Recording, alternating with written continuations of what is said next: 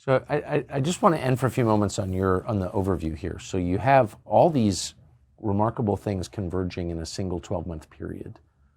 You have war, pestilence, political unrest, apparently unsolvable political unrest. What do you think we're looking at in the West? Like, what is this moment, and how does it end? Well, so I have long been interested in questions of good governance and the West. And I'm sad to report that I think the West has actually collapsed. And what we are left with is now a nebulous echo. The values of the West still function, but they function in a vague way. And we have seen that they can evaporate quickly under the right circumstances.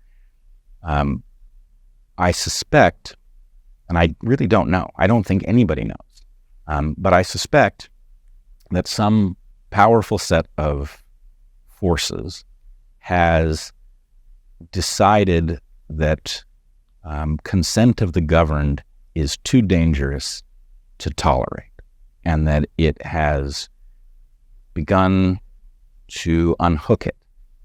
And we do not know how this works.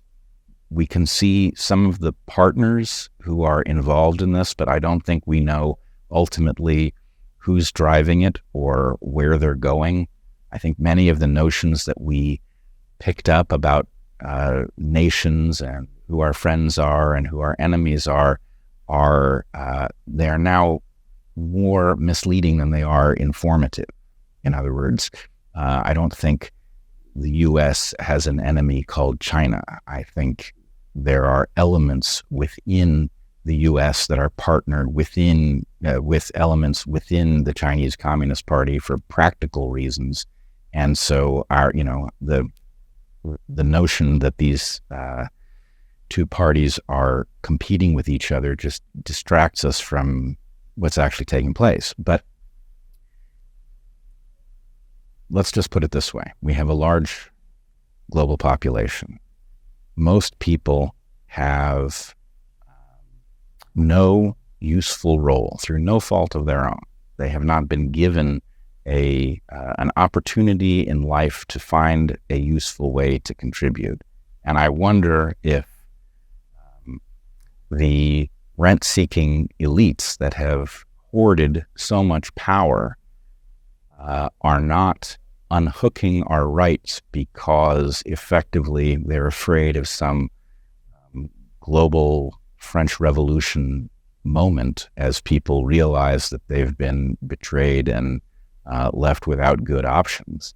Is that what we're seeing? Certainly feels like we're facing an end game where important properties that would once have been preserved by all parties because they might need them one day are now being dispensed with, and we're being, we're watching our governmental structures and every one of our institutions captured, hollowed out, turned into a paradoxical inversion of what it was designed to do. That's not an accident. Whether they, the thing that worries me most actually is that whatever is driving this is not composed of diabolical geniuses who at least have some plan for the future, but it's being driven by people who actually do not know what kind of hell they are inviting. Yes. They're going to create a kind of chaos from which humanity may well not emerge.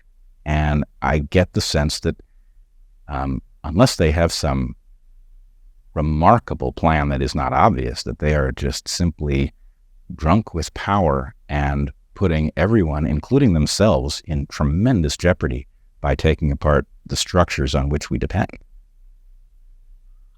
How do you see, my last question, how do you see you're speaking in grand terms that 3 years ago I might have laughed at. I'm not laughing at all, and I think you're absolutely right.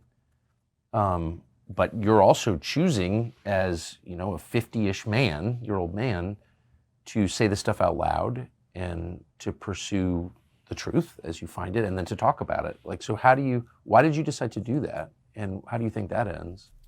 Well, we are all the products of whatever developmental environment produced us. And as I've said on multiple topics where my family has found itself in very uncomfortable and sometimes dangerous circumstances because we speak out, I don't think I had a choice. I literally cannot understand how I would sleep at night, how I would look at myself in the mirror if I didn't say what needed to be said. And, you know, I heard a very good speech by Bobby Kennedy Jr. Though neither of us are libertarians, he was at the Liberty Conference in Memphis. And the last thing he said in that speech struck me to my core. It's something I've thought often and said almost never. But there are fates far worse than death. And I think, for my part, I have lived an incredible life.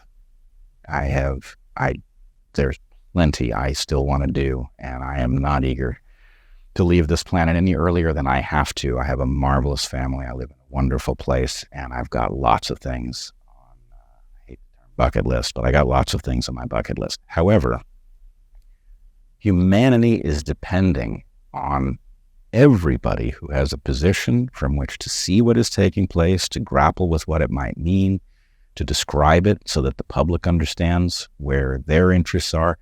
It is depending on us to do what needs to be done if we're to have a chance of delivering a planet to our children and our grandchildren that is worthy of them, if we're going to deliver a system that allows them to live meaningful, healthy lives, we have to speak up. And I don't know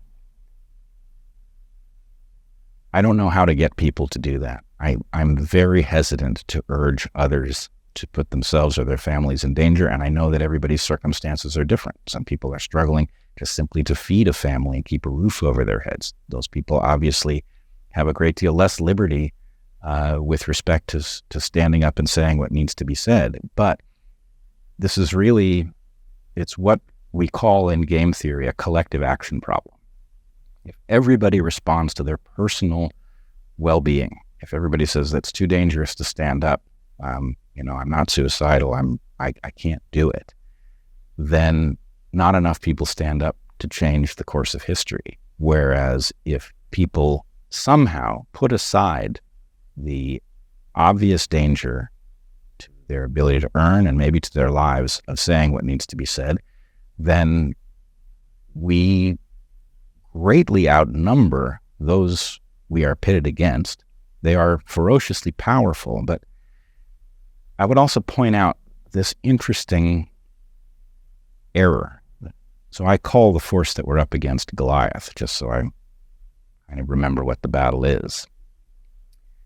Goliath made a terrible mistake, and it made it most egregiously during COVID, which is it took all of the competent people, took all of the courageous people, and it shoved them out of the institutions where they were hanging on. And it created, in so doing, the dream team. It created every player you could possibly want on your team to fight some historic battle against a terrible evil. All of those people are now at least somewhat awake. They've now been picked on by the same enemy. And yeah, all right, we're outgunned. It has a tremendous amount of power, but we've got all of the people who know how to think. So I hate to say it, or maybe I like to say it, but I don't think it's a slam dunk, but I like our odds.